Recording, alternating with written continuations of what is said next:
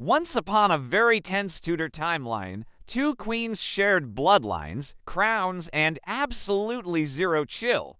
There was Elizabeth I of England, the Virgin Queen, red-haired, razor-sharp, and allergic to marriage, and her cousin, Mary, Queen of Scots, Catholic, glamorous, and basically the 16th century equivalent of royal tabloid drama. Now, technically, they were family, but in the monarchy, cousin is just royal code for potential threat to my throne. Mary had a legit claim to the English crown, stronger than Elizabeth's according to every Catholic in Europe. So naturally, Europe started whispering, maybe Mary should be queen instead, which was awkward for Elizabeth. Who was already queen, Mary's life was a medieval soap opera.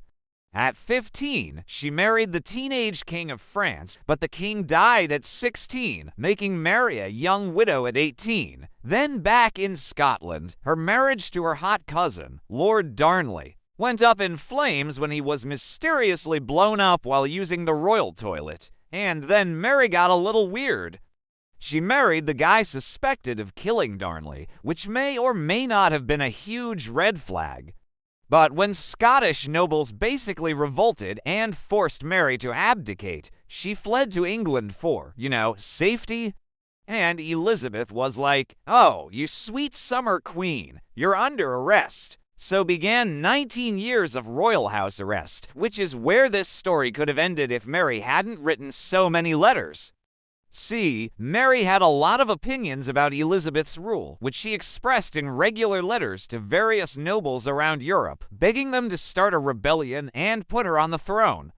But everyone was like, nah, thanks, until Mary met a guy named Anthony Babington, a young English aristocrat with a very funny name and a solid plan to assassinate Elizabeth and replace her with Mary. The letter writing went on 4 months until the inevitable happened. The guy with the funny name got caught, and the Queen of Scots was like, wait, what? Turns out those letters weren't so secret after all. And Elizabeth got her hands on them. Oh, really? You wanted me dead? She said to Mary. Well, don't worry, we can fix that. And with that, she signed the death warrant herself, but even that was a whole drama. Mary protested, claiming she didn't mean to send those letters. Was it all a big misunderstanding? Did she really not know what she was signing? We may never know. But ultimately, she was convicted and beheaded. However, plot twist, Mary's legacy won in the long run because her son, James VI of Scotland, would later become James I of England. So the cousin Elizabeth executed was her heir. Yay, succession crisis averted. Now, Mary's story didn't end with her execution. In fact, her legend only grew as time went on. Check out the series in the description to learn more about the most infamous queen you've ever heard of.